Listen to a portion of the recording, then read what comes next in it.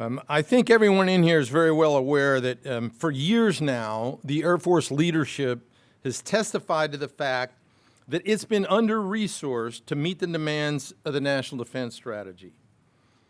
I also think and believe that you all understand that the Air Force has become the indispensable service, as no joint force operations can be conducted without some mission element that absolutely depends on Air Force capabilities. That's not an exaggeration, that's a fact. Yet because of greater demand on those capabilities, without a commensurate increase in resources, the Air Force is being put into a quandary such that it may have to shrink its current force structure, that, oh, by the way, is still in high demand, to free up funds to invest in the future. To shed more light on why the executive branch and Congress need to increase the Air Force's budget, we're pleased to have with us today our own retired Colonel Mark Gunzinger, Director of Future Aerospace Concepts and Capability Assessments here at the Mitchell Institute, and retired Colonel Carl Rehberg, non-resident Senior Fellow at the Center for Strategic and Budgetary Assessments. So please join me in welcoming both to the podium.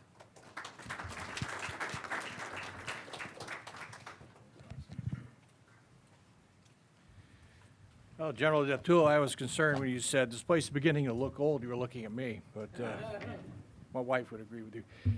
Thank you very much for your kind words, and thank you for coming today. We really appreciate it. Braving the construction out there, which we're sure it'll be completed sometime in the next 5 years. So Carl and I are going to cover our latest report. We've teamed another report, several reports over the last couple of years that dealt with issues that the Air Force is frankly struggling with in the Department of Defense, to be more fair, not just the Air Force. We'd ask you please hold your questions till we're done with the slides, and we'll open up, and we'd be very happy to answer them.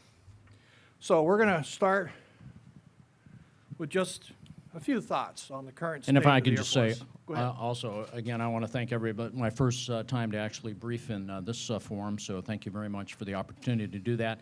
The one big foot stumper I will tell you is read the footnotes, okay? So what we're going to do is we're going to give generalizations. The data and whatnot are more nuanced than what we present, so so I would just caution you on that. We're happy to discuss that and go into great detail later, but just that one caution, so thank you. You bet.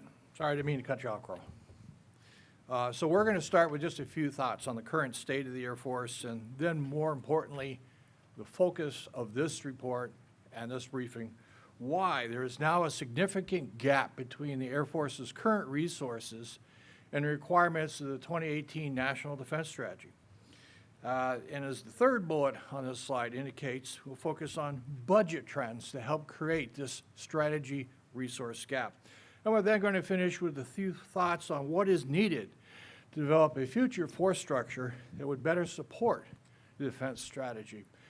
The Air Force has published its thoughts on that. It's called The Air Force We Need. If you haven't had an opportunity to take a look at that, I do invite you to read what has been printed about that.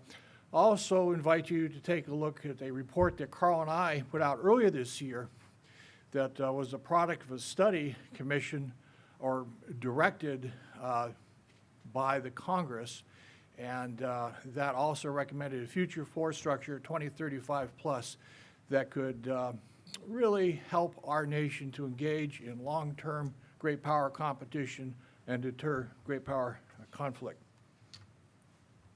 So Carl and I have used this slide in a couple of reports, including the 2019 force structure report I just mentioned. I'm just going to talk about a couple of points here, then move on to the trends assessment.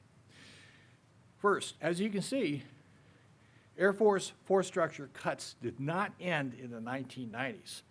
The service was directed or forced by budget constraints to retire existing forces well into 20-aughts. And in fact, we anticipate that it may engage in another round of proposed cuts in the next budget proposal. Just to throw one statistic at you, the Air Force lost about another 22% of its combat air forces from 2001 to present. So the force structure cuts that began after the end of the Cold War really haven't stopped. Moreover, as you can see in the steadily increasing average age of the fleet chart, promises that the Air Force would be able to use resources it saved by retiring older force structure and then plow it back into modernization and buy new aircraft that would help mitigate this increasing age. Well, that promise just hasn't panned out for the Air Force. Finally, not on this chart, but it's a good place to point it out. I've received several questions from members on the Hill about the Air Force we need, proposed force structure, and the force structure that Carl and I proposed about well, how are we going to afford this growth? Isn't that force too large for what we really need? And one answer to that is if you take a look at the size of the force structure we had during the last period of great power competition, the Cold War, the Air Force we need doesn't even approach that size. And remember, today, we're in multi-power, great power competition. It's not just about China, it's also about Russia and the threat that they propose, or they pose to our allies, our NATO allies in Europe. So on to the why. Our policy paper, hopefully you've managed to grab a copy, if not, they're in the back, summarizes 4 key reasons for why the Air Force's capabilities mix and force structure capacity today are really better suited for conflicts of the past rather than the challenges laid out in the National Defense Strategy. Now, in hindsight, the storyline really is pretty clear. Desire for a post-Cold War peace dividend in the 1990s led to major cuts in the Air Force's force structure and cuts to modernization programs that were intended to really build the next force, the force of the future. Then, as we'll illustrate, the defense budget plus-ups that occurred after the terrorist attacks on the U.S. in September 2001 was really a hollow one in the context of preparing for great power competition and conflict. After that, of course, the 2011 Budget Control Act helped neuter the so-called pivot to the Asia-Pacific region and the rebalance that began with the third offset strategy to begin to prepare to engage in great power competition. Now, this slide touches on some quotes that I think were pretty interesting that came out in Politico. I believe it was yesterday or the day before by Congressman Seth Moulton, who was co-chairing the HASC Future Defense Task Force with Congressman Jim Banks. It really does capture, I think, what has become a new reality over about a generation of analysts in Department of Defense and OSD and on the Hill. Namely that we can continue to upgrade our current systems to address emerging threats. That's good enough. We don't need to buy new. Moreover, we still see budget analysts in government, out of government, still talking about, well, you know, the first step towards building the Air Force we need should be retiring current force structure and finding efficiencies that would free up resources that would allow us to, et cetera, et cetera. It's the same storyline that's existed for the last 25 years. This has become the new reality for policymakers and budgeteers in the U.S. defense establishment over that period of time. So here I just touch on some force structure decisions that frankly have come out of multiple quadrennial defense reviews and other strategic reviews that have cut the size of the U.S. military. I think between us, Carl, we've probably been in just about every major strategic review since the bottom-up review, if not the base force review, as has General DeTula and a number of you in this room. Now, the key bullet in the slide's the middle one. Force structure cuts are primarily budget-driven, not strategy-driven. I know that by experience. For example, in the 1997 QDR, I was in OSD, And the word was, well, this is really the bottom-up review light. We have to meet the president's budget target for the defense budget, and we have to figure out what we can cut to save money to hit that target. And in fact, cuts to the B-2 program came out of that review, as did cuts to end strength. To an extent, DoD strategic reviews over this period of time we're addressing really failed to hit the mark for what Congress was looking for. In multiple QDRs and other strategic reviews, they wanted to know, bottom line, what is the Department of Defense's strategy and what force structure, budget, active reserve mix, and et cetera, is required to support that strategy at low to moderate level of risk. And each time, the quadrennial defense reviews and other strategic reviews ended up with reports that said, here's the best we can do given our budget constraints, which is not what Congress asked for.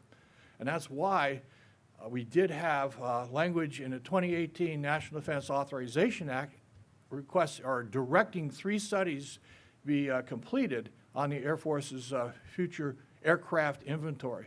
One was completed by the Air Force, one by MITRE, and one by CSBA. Again, if you haven't had an opportunity to take a look at the reports that came out of those reviews, I think you'll find them quite enlightening. So here's another slide. It's just a snapshot of some of the cuts that came out of these so-called strategic reviews.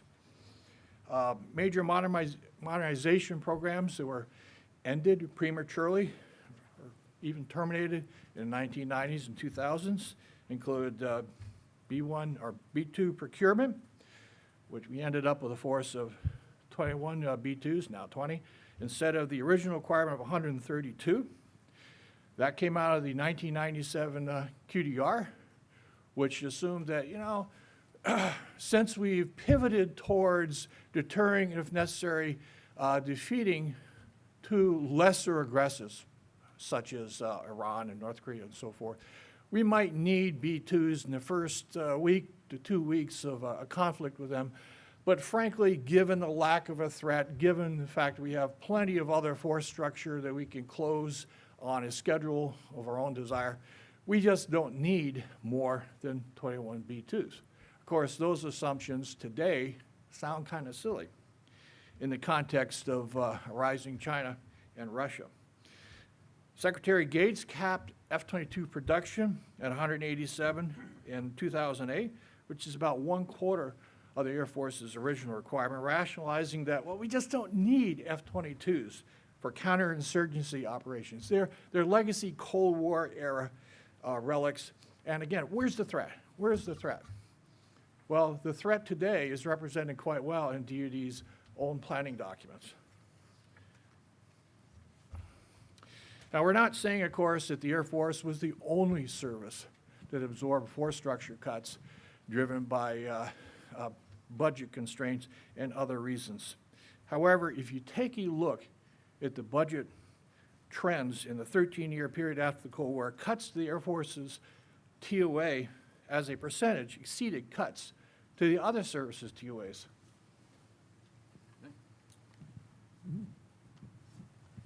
All right, so this is not the end-all chart.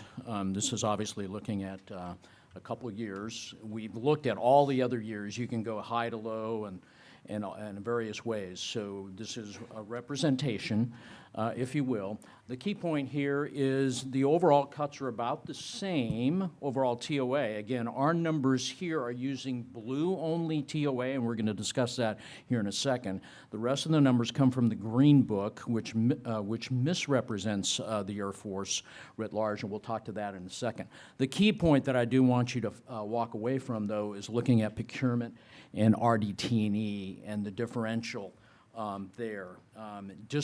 So really the Air Force being cut disproportionately in that area.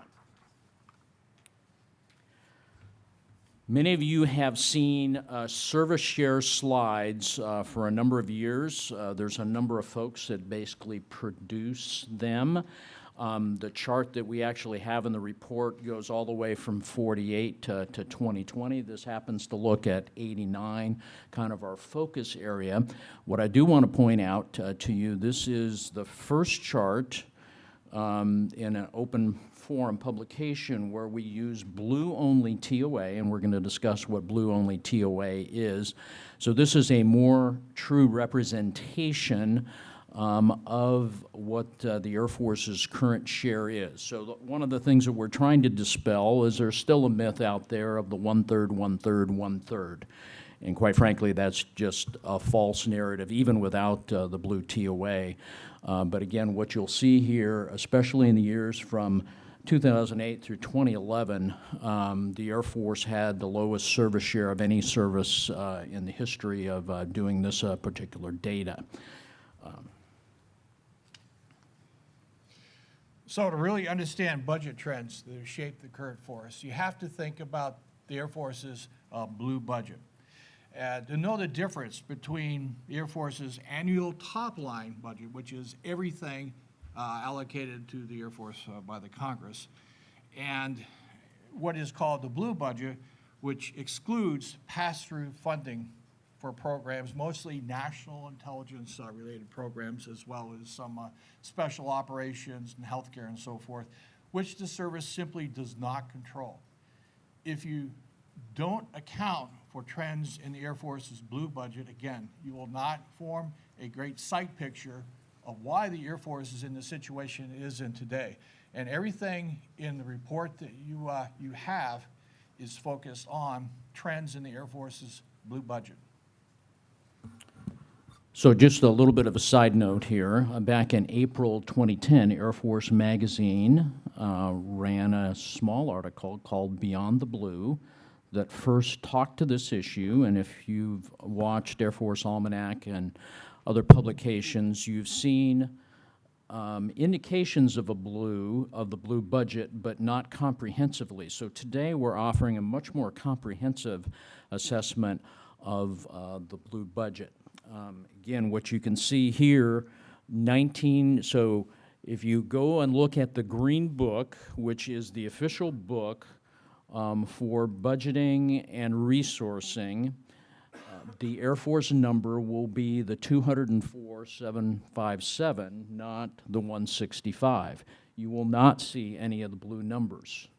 Now, the big thing that really skews people is the predominant amount of blue pass-through or non-blue pass-through resides in the procurement and in the RDT&E sectors. And so this is kind of the area that really deals with Air Force modernization. And so if you don't have a clear sight picture on that, then you and don't have the true data, you're going to get a misrepresentation of that. Even some of the best analysts here in town do not fully understand this, or they'll show the incorrect numbers and they'll put an asterisk, oh, by the way, there's some blue data, but they don't show you the blue data. So this is one such representation of a August 2019 report that was published by the CBO. And we still see today other analysts in government, out of government, failing to show the blue budget. And the fact of the matter is, if you don't, then you would believe that, well, look, take a look at the Air Force's acquisition funding. It exceeds the Department of the Navy. What's the problem? Well, frankly, a big chunk of it is going to, again, non-discretionary programs. It's not going to develop, build, and buy new aircraft to modernize the force. Right, so not to hit the CBO too hard, the CBO has also done some reports where they've looked at aircraft only. And when you look at aircraft only, it's easier to pick out blue aircraft only data because they're in the, if you're familiar with the P1 documents, they're there. But ironically, and we'll talk a little bit more about this later, if you look at where the Air Force is in the aircraft procurement area, we actually had a second procurement holiday that we'll talk about here in a few moments. I have CBO reports from December 2018 and also June of 2019 that are already worried about the Air Force spending too much money on procurement when we really haven't come out of the second procurement holiday. Somewhat ironic. I don't recall the CBO reports concerned about when the Air Force and, for that matter, the other services were in the procurement holidays and in the hollow buildup that we'll also talk about here in a second. Most people are quite familiar with the first procurement holiday. Again, talking post-Cold War, there were other procurement holidays prior to that, if you're familiar with post-Vietnam. Each one of those are a little bit different. Again, you can see the large drop, and again, this is all blue TOA. You can see a huge drop, that particular drop going from 70 billion down to roughly 15 billion, clearly much larger percentage than the other services. Again, take a look at your other appropriations. You can see that O&M, and we'll talk a little bit more in detail on O&M, but generally speaking, O&M tends to not get cut as much when overall budgets get cut, and so O&M has grown, especially in the Air Force, a significant higher proportion of the budget over the years. RDT&E has been the most stable of the appropriations for the Air Force, and again, one of the strategies post-Cold War was we intentionally cut procurement more, but said that we would cut RDT&E relatively less to keep the industrial base warm as a hedge if we need to needed to procure again. And so that's important to note. Again, Air Force has historically been higher on RDT&E than the other services. So that was the first phase of what we call what we want to look at in this data period. Then we had what we call a hollow buildup, and I want to be careful here. So this is not, the fact is the Air Force was buying things, but I think if you all remember post 9/11, budgets went up, and it's important to look at what budgets went up and how they went up and what was actually bought. And you again can see the appropriations, O&M, anytime usually you have a war, O&M generally goes up in a pretty significant way. What was a little bit unique for the Air Force, though, is the Air Force started increasing its op tempo in the 90s, and so its relative proportion of its budget went up even before 9/11. Then it went up significantly more. We have another chart that basically talks to this as well. You also see that procurement went up, but didn't go up really high. Again, we'll have a detail on the breakout between aircraft procurement and overall procurement. Keep in mind, the Air Force, like the other services, has a multiple number of different procurement accounts. Again, we're the only one that has a space account for the most part. All right, so let's talk a little bit about O&M. So the trend here going from 1962 is I have an ever-increasing percentage of the budget that is going to O&M. And as we just discussed, post 9/11, that went up significantly. And what you'll notice is when we had the downturn in 2008, so right after the Iraq surge, in 2009 when we had some major budget cuts, and then we had the BCA that came around in 2011, you'll notice that O&M basically went down, but as a percentage of the budget, it didn't come down as much as the other areas, and we'll compare that here in just a second, where you can see RDT&E and procurement where it didn't come down as much. So this is a huge trend. Again, historically, the Air Force has been much, much lower in O&M. And so there's obviously some implications for this that certainly we can discuss in the Q&A.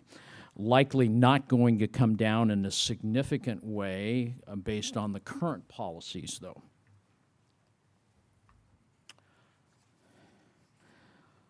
Right, so some good news here. Since about 2016, we've seen both a growth in overall procurement, and the Air Force saw some really good news, really in the RDT&E side, really since about FY16. Largely, this came from the third offset and other implications.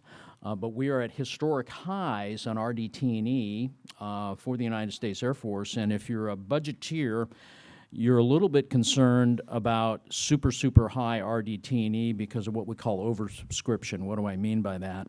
What I mean by that is if you don't turn it into procurement, that RDT&E may get wasted or not turn into procurement during the next upturn or the next downturn. And that's one of the things that we see with the Air Force's budget over the last 25 years.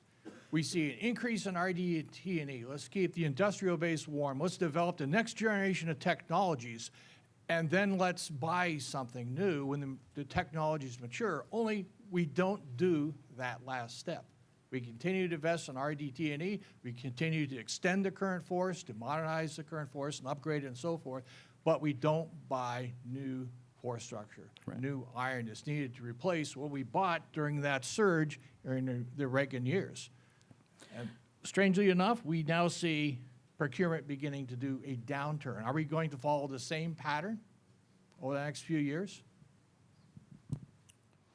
Right, so good point. So a couple of anecdotes here. So this is the highest ever RDT&E in the history of the Air Force.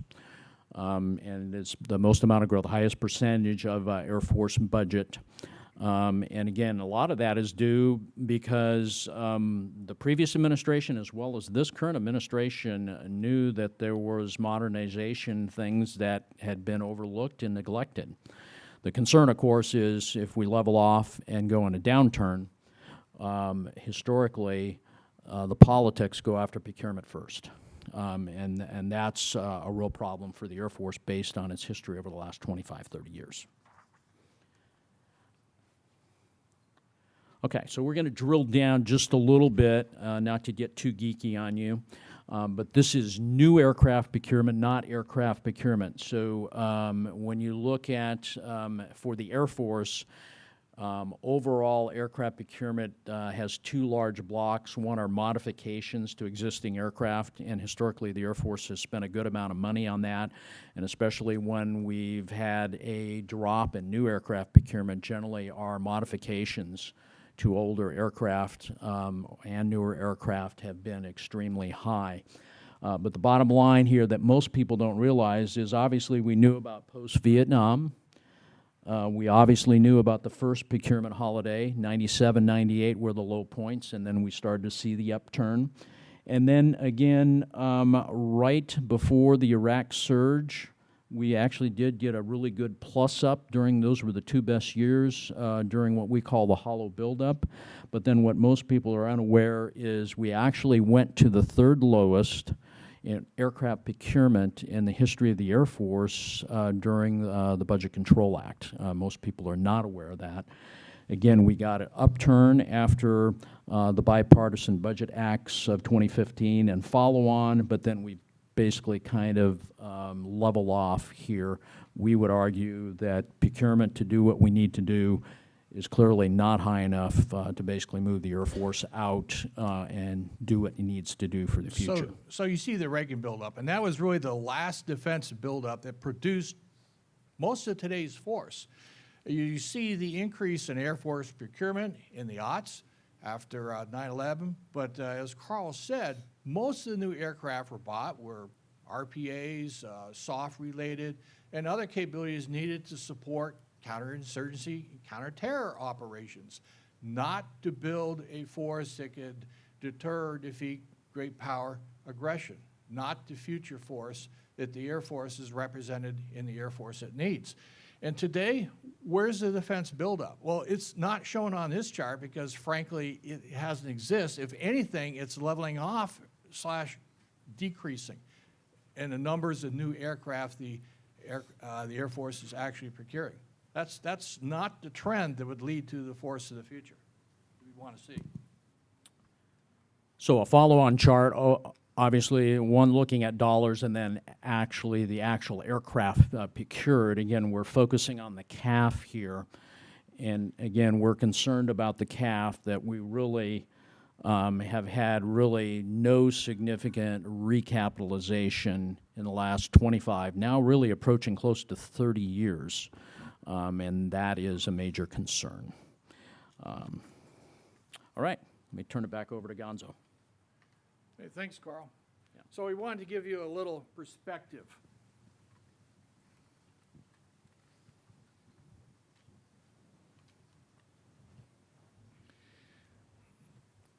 And so we took a look at what the Navy is procuring in the way of new aircraft. We compared that to trends in the Air Force's aircraft procurement. And it's a really interesting trend. You know, for a long period of time, the U.S. Navy, Department of the Navy, was actually buying more aircraft than our Air Force was. That changed a little bit as we began to ramp up F-35A procurement. But now the Navy, in the last couple budgets, are again exceeding the Air Force. And common sense dictates the opposite should be true. And it shouldn't even be close, given the Navy now has about 38 to 39% of DoD's total inventory of fighter, attack, and bombing aircraft, compared to the Air Force, which has 61% of that inventory. And furthermore, if you take a look at just fighter aircraft, the Navy has about 40% of DoD's inventory, and the Air Force has remaining 60%. So why these trends? Again, you have to think about what the Air Force actually has in the way of discretionary spending or our budget to invest in new aircraft to modernize the force. You have to account for the non-discretionary. You have to take a look at the blue budget. That is part of the answer. Let me just go ahead. Just add to that, we have about 2 or 3 other charts that go into a little bit better detail on this. So for instance, that look at actual Navy funding for new aircraft procurement during this time frame. And you can see that the Navy aircraft procurement did not go into a second procurement holiday, whereas the Air Force did. And then we have some other data there that I would encourage you to look at.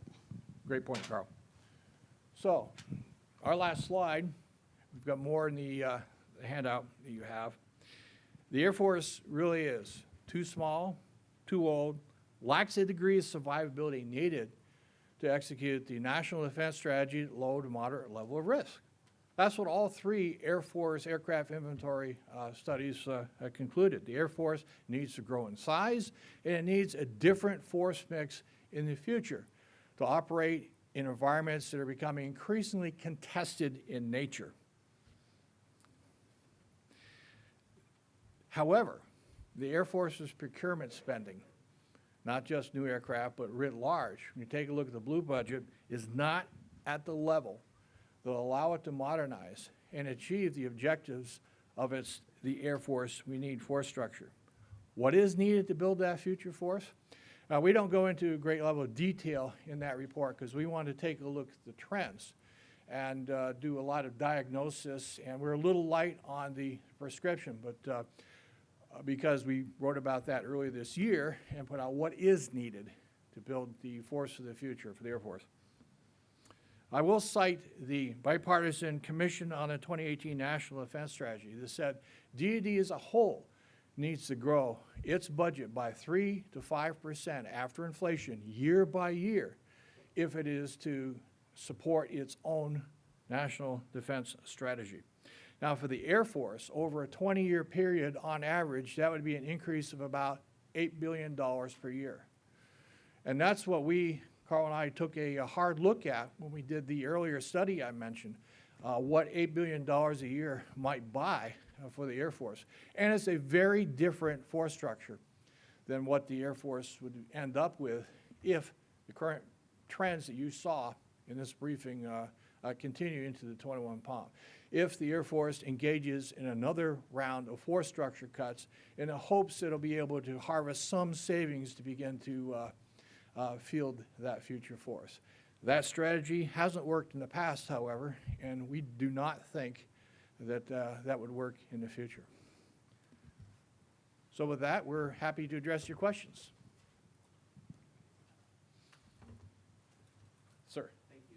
John Harper with National Defense Magazine. Why does the pass-through Thank you. Why does the pass-through budget go through the Air Force's budget and not the other services? And in the next POM, what kind of trends do you anticipate in terms of new aircraft procurement for the Air Force? Well, the Air Force does have the preponderance of space programs, national space programs, and so forth. Carl might be able to answer the budget question. I'm a force planner by trade. He's lived for a few years in the budget world. Next budget, the word is, and it's been talked about openly by Air Force leadership, DoD leadership, is we might get one more good year of a defense budget, and then we're going to see it level off, maybe even decrease. And I can't look at my crystal ball and tell you how national elections will go and so forth, but the trend is not a good one for building the Air Force of the future in terms of its budget share and TOA. You want to address it? Yeah, so the first question is, so we looked at this in some detail in the 2010 to 2012 timeframe, although I was peripheral to this, because I think some people thought, is there a way so that the Air Force does not have to do this pass-through, so that people can actually see what the Air Force budget, I think we got pushback from the IC. And the actual history behind this had to do with certain issues dealing with the IC, since they had no comptroller, and some other proclivities that are probably going to have to go back and do additional research that's may likely be classified. Sorry to report that I don't have a full and complete answer. So I think there's a debate on this. So there was a debate then. Can we not have this pass-through? I think people, good government and trying to be more transparent, and then clearly for the Air Force, so that people can actually see what we're spending and not have 39 or 35 billion, depending on which year, that's different from our actual budget. That would certainly help the Air Force so that people would not be basically patterned to different numbers. So hopefully that's about the best I can do. Yeah, before I take the next question, I'll just say we're not arguing against the pass-through or saying that's bad. Not at all. The Air Force has been a darn good steward for those programs. The point is, let's distinguish between the blue and non-blue budget so we can understand why the Air Force is in the predicament it is, and understand its ability to really develop and field the next Air Force, the Air Force of the future. That's the point we're trying to make. We need that clarity. Sir. Good morning, John Turpak, Air Force Magazine. Talk a bit about how much of this may be self-inflicted by the Air Force in terms of how many F-35s they've been asking for the last few years. The projections years ago were we'd be getting 110 by now. Now the Air Force says, well, we prefer to wait for the Block 4. And also, if you could contrast how the Navy is being so successful in getting their aircraft purchases, new aircraft purchases, versus how the Air Force is going about it and clearly not being as successful. Sure. I think actually J.J. Gertler could probably answer that one better than I could. But the fact of the matter is, I see Navy leaders almost every day stepping out, talking about their future requirements and need for additional resources to build the 355-ship Navy, why they have a fighter force structure gap. And from the Air Force side, I don't hear that quite as much. Frankly, the 386th Air Force, we need operational squadrons, was announced in October. We haven't heard a lot about that from the Air Force. I think that contributes to the problem, just as much as internal decisions to reduce procurement of fifth-generation capabilities. Now, to be fair, I'm not throwing stones at the Air Force. Pretend you're the Air Force Chief of Staff. You know this by heart. You know you have a budget problem. You know you have an aging force. You know readiness is lower than it's supposed to be. You know you don't have enough end strength. What do you do? What are your choices if you don't have hopes of gaining an increased share of the defense budget or a budget plus? what are your choices? Well, the choice they seem to be making is, we'll do what they've done in the past, and is propose cuts to legacy force structure in order to free up some resources to put toward hypersonic weapons, direct energy systems, advanced unmanned capabilities, and so forth. That strategy, unfortunately, really hasn't worked terribly well for the Air Force. I think a better one would be to talk more openly about the shortfalls that exist, why they exist, and the need to, frankly, build a future force, and that will take increased level of resources for the Air Force. Another point is DoD is still stuck in this stovepipe planning and programming mode. Each service gets a budget target at the beginning of the programming year, and then they make trade-offs to try to fit within their budget target, and then they bring their POMs, they send them to OSD, and OSD does adjudication, how well did each service comply with the guidance and so forth.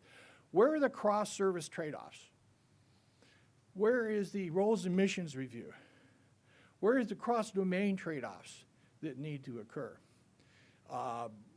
Frankly, an approach that says, well, let's cut some bomber capabilities today so we can invest in more bomber capabilities for the future, maybe that's not the best trade-off. Maybe it should be looking across the department and determining where they can accept a little more risk in order to reduce risks for the department overall. Sorry. So probably subject for a historical analysis. What I will tell you is during the 2008 through about the 2012 timeframe, the Navy was complaining they had fighter bathtubs. Now, do you recall the Air Force talking about any fighter bathtubs after about 2009-ish? No, you don't, because essentially we were told we didn't have a problem, and we mitigated some of the aircraft aging issues that now have come to light. So we knew we had major problems with the F-15Cs and Ds back in 2008 and 9, but we PowerPointed them into the future.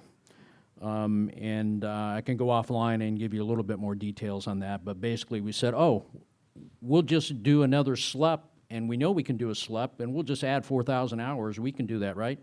Although we hadn't done the shake test on it, and we found out after we'd done the shake test 4 or 5 years later that it wasn't as easy as we thought. And so we were not given the permission to basically look at that. So actually the Air Force issues, we had a fighter bathtub then, it didn't disappear. We weren't allowed to talk about it for a variety of reasons. Okay. Yes, sir. Wayne Schroeder. I'm with the Institute of World Politics. I spent 5.5 years on the staff of the Senate Appropriations Defense Subcommittee doing R&D, including the Air Force R&D program, and was an OSD comptroller as a deputy undersecretary for 3 years. On the pass-through issue, I agree with you. You might be overplaying it slightly. Every dollar that's appropriated in the United States Congress is done through a structure, and it's done through the traditional structure, RDT&E Air Force, other procurement Air Force, aircraft procurement Air Force. So unless that structure is changed, and I doubt that it will, you're stuck with this issue of having this non-blue problem. And the only way I think you can get it elevated and have some visibility on it is for the Air Force itself to be more open and transparent about its problem on Capitol Hill. My former colleague, John Roth, he's the Assistant Secretary for Financial Management. John knows this back and forth. So John would be very helpful, I think, but you have to get it in front of the Armed Services and the Appropriations Committees for them to be able to understand it better. On the issue of self-infliction and self-inflicted wounds, you probably could have mentioned a few more things. The one that I was exposed to when I was in comptroller was the tanker lease. That was a terrible disaster on the part of the Air Force. It really was. And it ended up, what are you doing? You're buying the tankers after all, but after you lost 5 years. So there are some problems there as well. And then finally, I agree with your summary, Mark, but you're not going to, and I can understand where the National Defense Panel's coming from, you're not going to get 3 to 5% real growth. This administration itself is basically flatlining the budget at inflation only in the out years. And the dirty little secret in this town is that defense as a percentage of GDP is actually going down under the Trump administration over a 10-year period, if it goes along with these numbers. Yes, and that's why I say, we now have a generation of policymakers on the Hill in the Department of Defense. This is their new reality. We don't need a major budget plus up. We can extend the future force indefinitely. We see that with the Minuteman III/GBSD issue. And breaking that reality is going to be very hard to do. Making an argument that we really do need a budget plus up, as well as a serious roles and missions review, as well as cross-service, cross-domain trade-off assessments that say, do we really need as much of that, or do we need more of that? Rather than doing it service by service, major capability portfolio inside a service by capability portfolio. Excellent points. Other questions? Sir. Yes, good morning. Stu Kowal from General Atomics. I was wondering, you had mentioned the idea that the Air Force needs to start drawing down its RDT&E budget and moving that over to procurement, but it sounds like from the gist of your comments that is also insufficient for the long-term prospects. Do you feel that that reduction would be sufficient? And then also, any comments that you might have on the Air Force's stated plan to start recouping up to $30 billion, through the FIDEP, to start applying those to other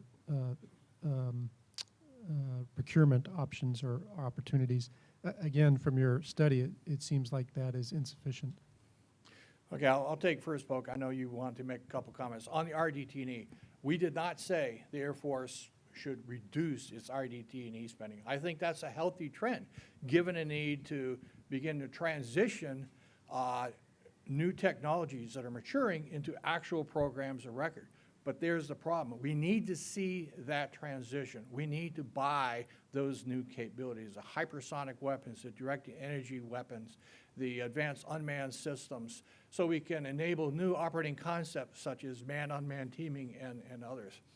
And the pattern has been that, we'll increase our RDT&E and keep the tech base warm, and when technologies mature, then we'll buy the systems. Only we don't buy the systems. That's what we need.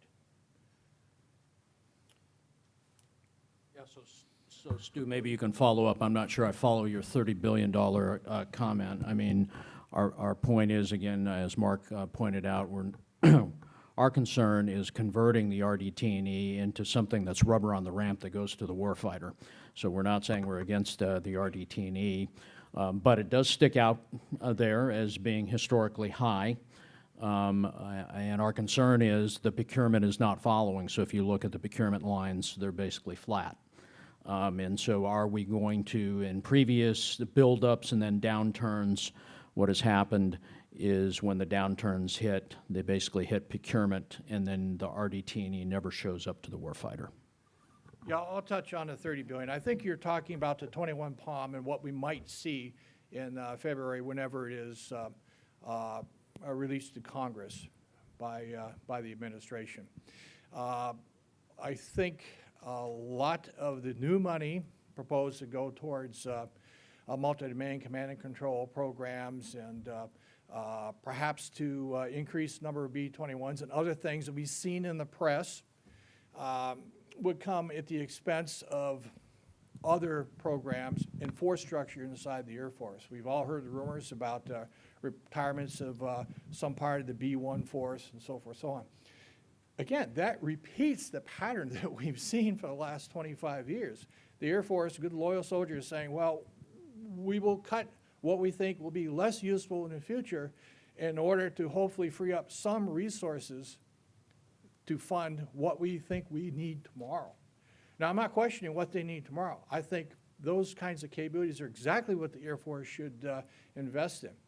But the fact of the matter is, retirements of current force structure aren't going to yield the kind of savings, the kind of resources needed to build the future force, to hit the target for the Air Force we need in the future. It just doesn't add up. And frankly, it will increase risk in near to midterm, and that is always of concern when you have issues that we have today with North Korea, Iran, and China becoming more and more aggressive in the South China Sea and elsewhere. So this is a tough box the Air Force is in. Other questions? Sir, and then you. Hi, Buck Buchanan. Just real quick, can you address your thoughts on the impact of the Space Force, which you've not mentioned at all, and how that might play out? And also, too, you keep talking about transferring RDT&E into production. How does that line up with Dr. Roper's Century Series concept that he's looking at going forward?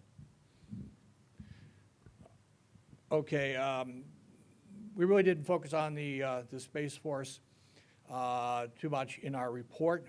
The fact of the matter is, building additional infrastructure, organizational overhead, personnel required to actually man the Space Force and so forth is going to eat up some pretty precious dollars that could perhaps in the near to midterm be better used to build the Air Force of the future. That's my personal opinion. I'm not arguing against the Space Force. It'll happen someday. But given the circumstances we're now in, with the promise of a declining budget in the perhaps in the next budget, and the fact that we need to build the future force, we're still living with Reagan-era capabilities, which is the majority of our current force structure. Building a Space Force right now seems to be a bit premature. And your second question, is on Dr. Roper's right, Cyber Century Series. I'm a force planner by trade. I certainly understand the need to maintain our advantage over China and Russia in terms of our technologies, and more quickly field advanced technologies at a pace that they can't match. But from a force planner's perspective, we need a lot of new capabilities to modernize our force. We need to begin to retire F-15Cs, A-10s, older model F-16s, and other capabilities that are just flat aging out. Not next year, but over the next 10 to 15 years.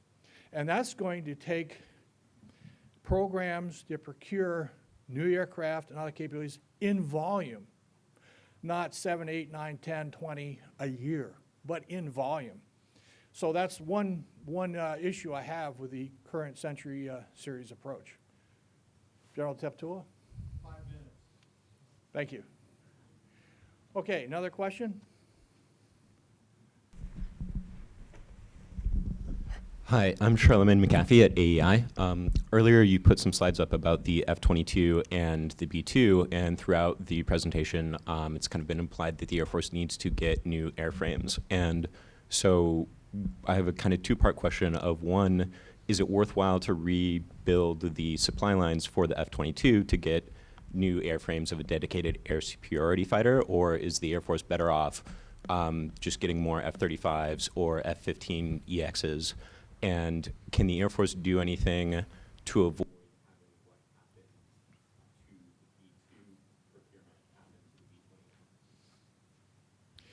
Yeah, the B-2 debate that occurred during the QDR 1997 was very interesting. It really was a matter of we need to cut the defense budget. That's an expensive program. That's where the money is. We can cut it. Oh, now let's justify it on our assessments that we really don't need them in major theater war, given our ability to, et cetera, et cetera, et cetera. Frankly, I don't see that kind of a rationale emerging today about the B-21. There's a consensus, frankly, on the Hill, as well as throughout DoD, that we need that capability, and we need it in numbers, and we need it in numbers greater than 100. In our report, I think we went up to about, 257 total B-21s, assuming that we are fighting in Asia Pacific and in Europe at the same time, which could occur. The other studies, one committed by, or completed by the Air Force and the other by MITRE, also recommended increases in the B-21, our procurement objective. No one really disagreed with that. They might quibble about some specific numbers, but they didn't disagree with that.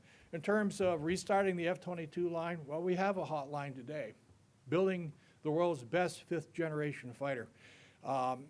Frankly, I think there might be some potential with the Japanese, perhaps, to take a look at a modified F-22. They're also buying F-35s. But we need procurement dollars. And procurement dollars going to things that we can buy over the next decade or so. And in investing in schemas related to the Digital Century series, they'll put a lot of money into RDT&E to produce small numbers of aircraft is not a wise choice. We have time for one more question? Okay, one more question. Anyone? Yes. What would Affleck say if they were in here? If who? General Fantini and his team from Affleck. Hard to speculate what another person would say. I suspect that they would not be as forthright because they can't be about the state of the Air Force's budget. And that's one of the reasons why we have a Mitchell Institute that can speak out and say, let's take an honest look at budget trends and how the Air Force got to where it is today and what the prospect for the future is. Thank you.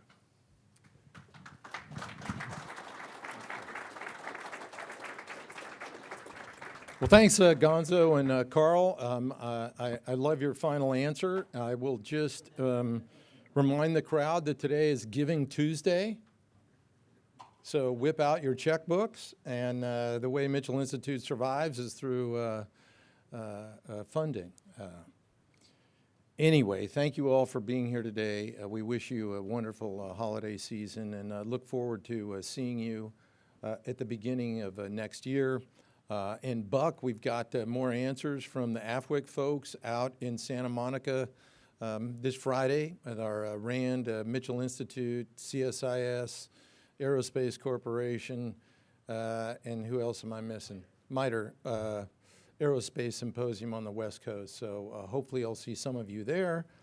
If not, have a wonderful set of holidays, and please join me again in thanking Carl and Gonzo for their presentation.